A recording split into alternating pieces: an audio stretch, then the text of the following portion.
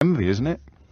The whole point of the attacks upon Prince Harry and his wife, whether they're coming from within the palace, on the record, off the record, nowhere near the record, or whether it's coming from Fleet Street, is because they're simply better at everything.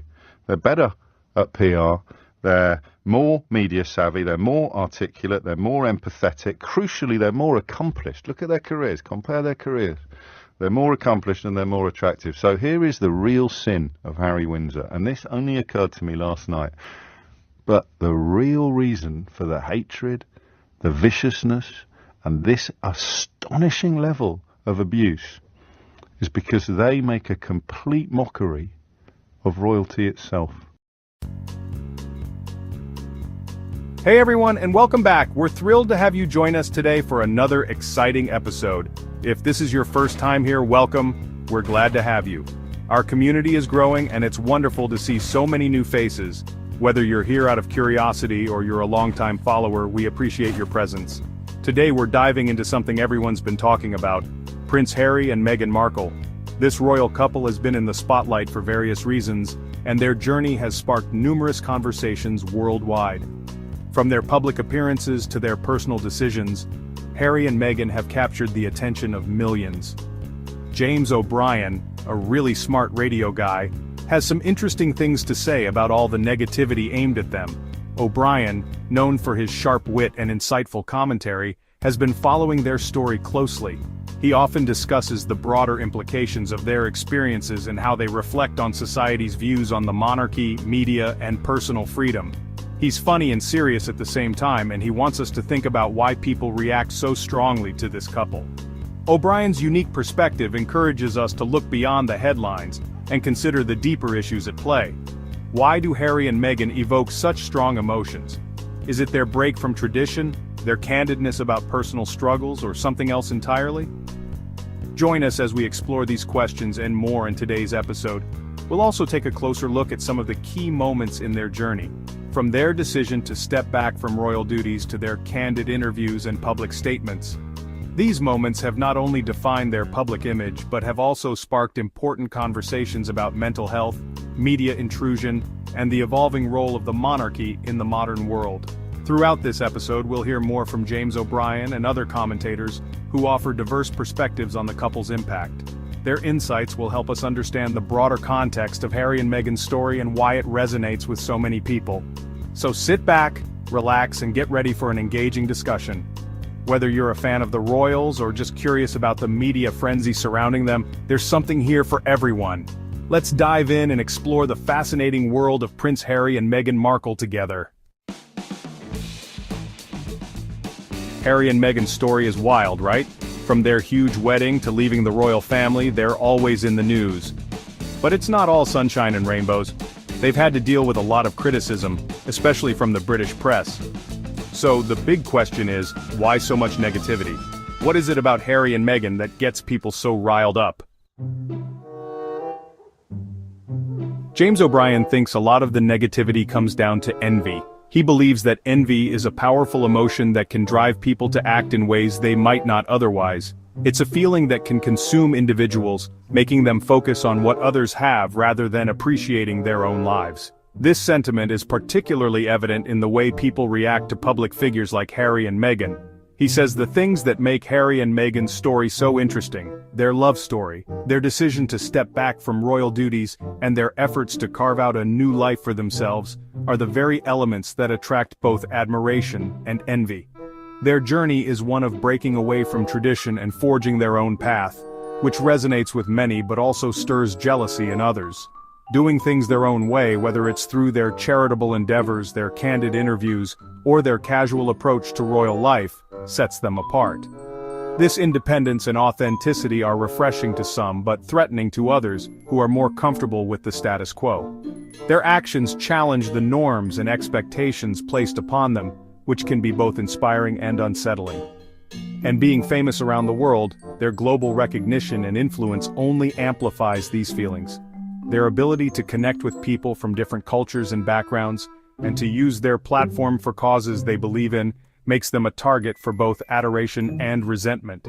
The more visible they are, the more they become a mirror reflecting the insecurities and aspirations of those watching them. O'Brien says this envy comes from being unhappy with your own life. When people see Harry and Meghan living a life that seems fulfilling and purposeful, it can highlight the gaps in their own lives. This comparison can lead to feelings of inadequacy and frustration, which are often projected onto the very people they envy. It's a cycle of negativity that feeds on itself, making it difficult for individuals to break free. It's easier to put others down than to fix your own problems.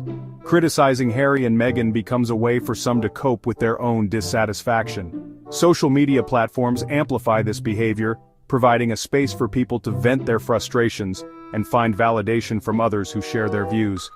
This collective negativity can create a toxic environment where envy and resentment thrive, overshadowing the positive aspects of Harry and Meghan's story. Think about it. Harry and Meghan's love story is like a movie. It's so different from most people's lives. O'Brien says this can make some people feel bad about their own relationships. Harry and Meghan's happiness might remind them of what they're missing, and that can lead to negativity. Another thing that might make people jealous is Harry and Meghan leaving the royal family. They wanted to do their own thing, and that idea is appealing to a lot of us. But for people stuck in routines or following rules they don't like, Harry and Meghan's independence can be upsetting. It reminds them that they aren't in charge of their own lives. On top of everything else, Harry and Meghan are super famous. They talk about important things like mental health and equality, and lots of people listen to them. But this can also make some people jealous. People who feel ignored might think Harry and Meghan have it easy, and that can lead to more negativity. We can't talk about this without mentioning the news, especially the British tabloids. They've made things worse with dramatic headlines and mean articles. This negativity sells newspapers, but it also makes the problem worse. James O'Brien wants us to think about our own reactions to Harry and Meghan. Are we jealous? Are we being unfair? He challenges us to dig deeper into our emotions and motivations. When we see Harry and Meghan in the media, what is our first reaction? Is it one of empathy, or do we find ourselves quick to judge? O'Brien suggests that our reactions might reveal more about ourselves than about the couple.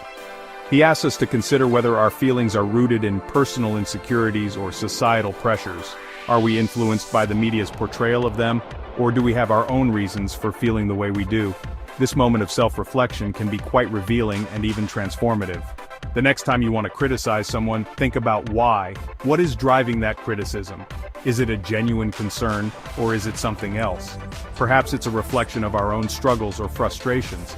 By pausing to reflect, we can gain a better understanding of ourselves and our reactions. This doesn't mean we can't have opinions or express them, but it encourages us to do so with greater awareness and empathy. When we take a moment to understand our own motivations, we can engage in more meaningful and constructive conversations. Are you really upset with them, or are you upset about something else? This question can be a powerful tool for self-discovery. It can help us identify underlying issues that we might not be fully aware of. For example, if we find ourselves feeling envious of someone else's success, it might be a sign that we are dissatisfied with our own achievements. By recognizing this, we can take steps to address our own goals and aspirations rather than projecting our frustrations onto others. This process of self-reflection can lead to personal growth and a more positive outlook on life. O'Brien isn't saying we can't have opinions. In fact, having opinions is a natural and important part of being human. However, he encourages us to be more thoughtful and intentional with our opinions. Instead of reacting impulsively, we can take a moment to consider the impact of our words and actions. Are we contributing to a culture of negativity, or are we fostering understanding and compassion? By being more mindful, we can create a more positive and supportive environment for ourselves and others. He just wants us to be more thoughtful and understanding. What do you think? This call to action invites us to reflect on our own behavior and consider how we can make a positive difference. It's an opportunity to practice empathy and kindness in our daily interactions. By being more aware of our own motivations and reactions, we can build stronger and more meaningful connections with others. So the next time you find yourself ready to criticize, take a moment to reflect. What is the real reason behind your feelings? How can you approach the situation with greater understanding and compassion? Let us know in the comments. We want to hear your thoughts and experiences. How do you practice self-reflection in your own life? Have you found it helpful in understanding your reactions and improving your relationships? Share your insights and join the conversation. Together, we can create a more thoughtful and empathetic community.